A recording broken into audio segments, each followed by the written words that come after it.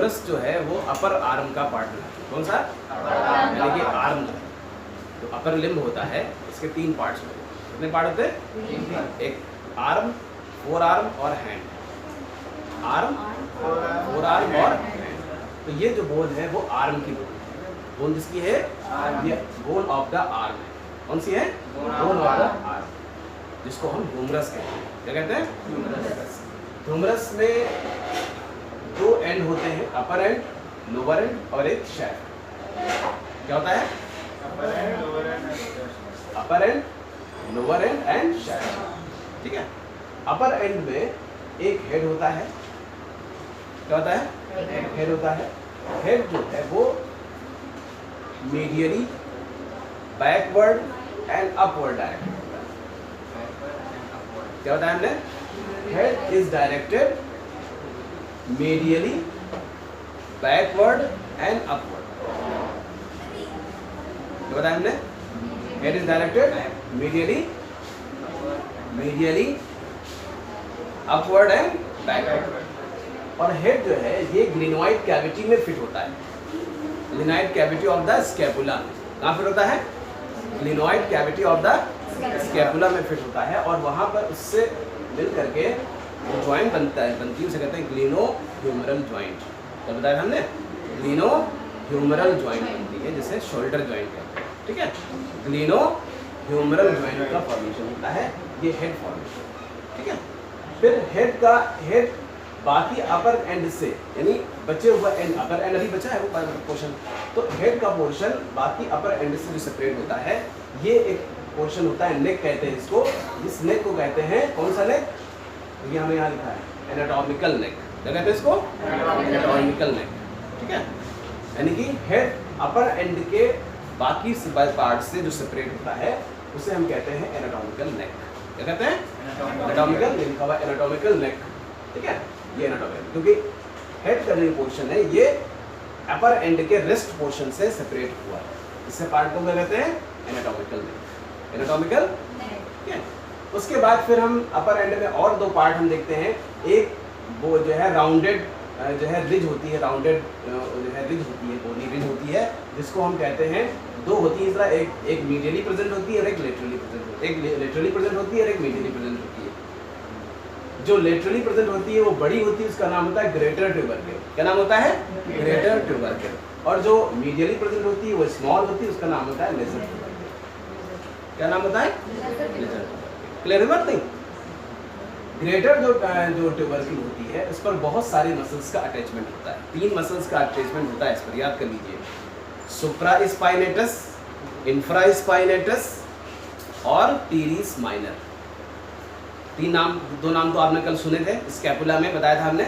Spine जो है scapula को 2 पार्ट में डिवाइड करता है, सुप्रास्पाइनस फोसा, इंफ्रास्पाइनस फोसा। ऊपर वाले में सुप्रास्पाइनेटस मसल, नीचे इंफ्रास्पाइनेटस मसल।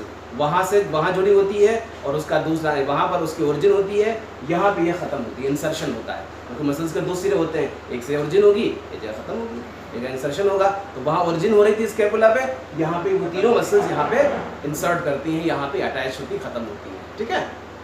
तो क्या नाम बताया हमें, कौन कौन सी मसल? सबसे ऊपर होगी सुप्रास्पाइनेटस, इंफ्रास्पाइनेटस, उसके बाद टीरिस माइनर। 3 मसल्स का अटैचमेंट होता है। कौन कौन सी muscle? Supraspinatus, infraspinatus and teres minor. तो ना क्या नाम होगा?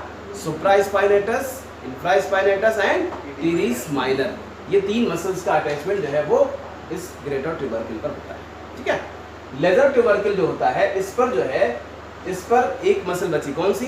सब स्कैपुलरिस मसल, जो कि स्कैपुला के कॉस्टल सरफेस पर पाई जाती थी, सब स्कैपुलर फोसा में। वहाँ उसकी ओरिजिन होती है, वो मसल यहाँ के खत्म होती है, यहाँ पे उसका इंसर्शन होता है। क्या नाम होता है? सब स्कैपुलरिस मसल। ठीक है।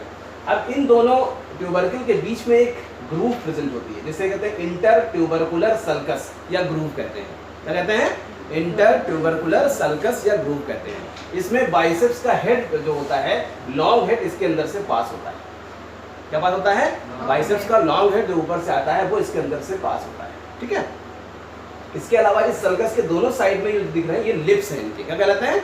यानी इंटर सल्कस की ये लिप्स है, ये लेटरल, ये मीडियल लिप, ये लेटरल लिप। ठीक है। इन लिप्स पर भी मसल्स का अटैचमेंट होता है। कौन कौन सी muscles? Pectoralis major, pectoralis major, teres major, समझ में आया बात नहीं, एंड लैटिसिमस डॉर्साई। 3 मसल्स का अटैचमेंट यहाँ पे होता है। ये सब मसल्स सिस्टम में दोबारा आएगा।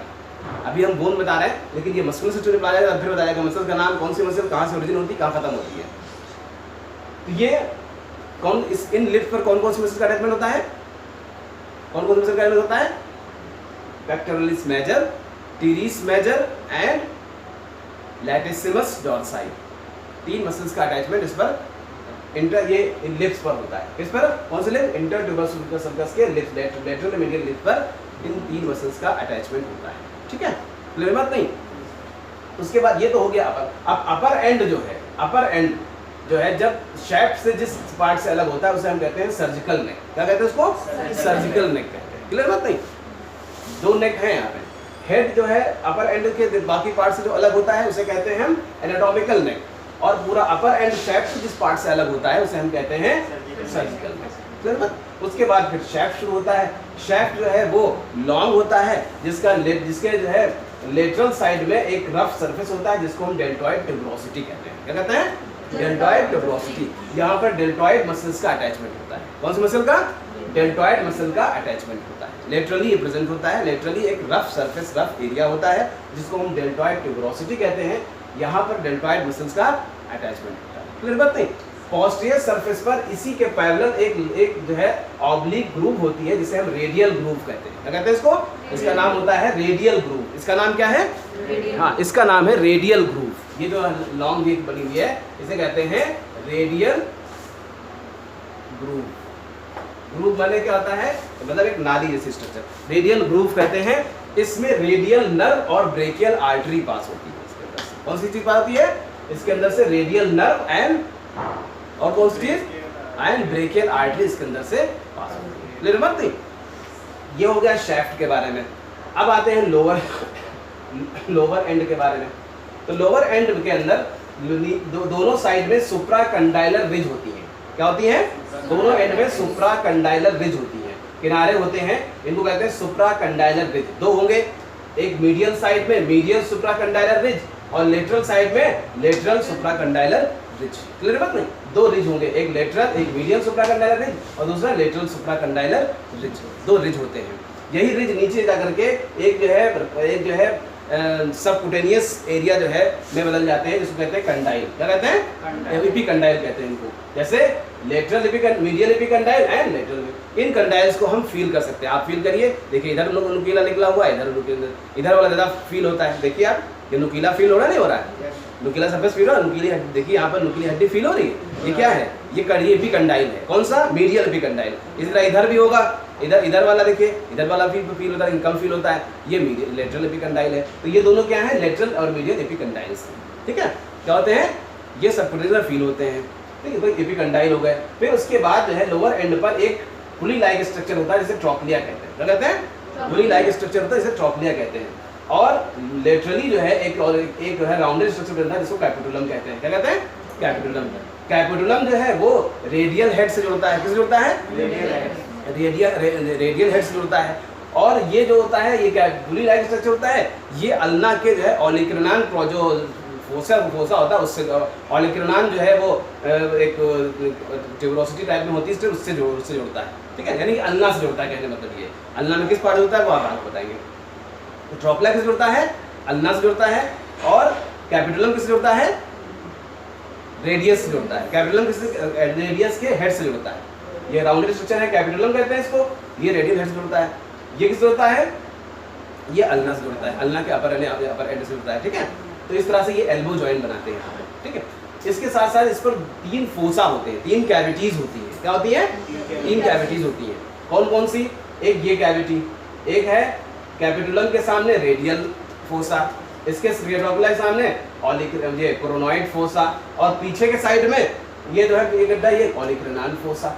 ये जो है ये क्या होता है कि ये एल्बो के मूवमेंट में ये फोसा हेल्प करते हैं। जैसे कि हमने यहाँ पे अगर हम देखें यहाँ पे तो ये देख रहे हैं, देखो ये फोसा, ये क्या कौन सा फोसा है? ये है ऑलिक्रनान फोसा। जब हाथ सीधा होगा तो ये फोसा के अंदर ही हड्डी फिट होगी, तभी तो हाथ सीधा होगा। अगर यहाँ पर फोसा ना हो तो ये हड्डी सीधा नहीं सकता। तो ये फोसा इसको करता है। ठीक है, और आगे की तरफ जब हाथ हम मोड़ते हैं तो इसके अंदर ये फोसा फिट होता है, ये आगे ये जो है रेडियल फोसा है ये, तो हाथ हम मोड़ते हैं तो ये फोसा इसमें फिट होता है। तो ये फोसा जो है ये एल्बो जॉइंट के मूवमेंट के लिए हेल्प करते हैं।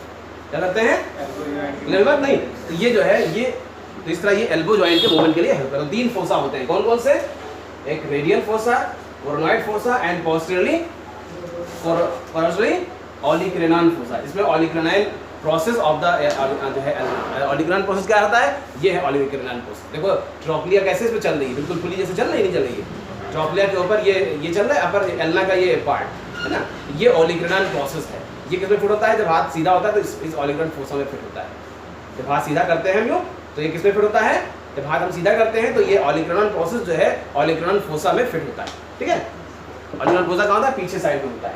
तो ये हो गया ह्यूमरस के बारे में। तो बात नहीं, कोई कंफ्यूजन?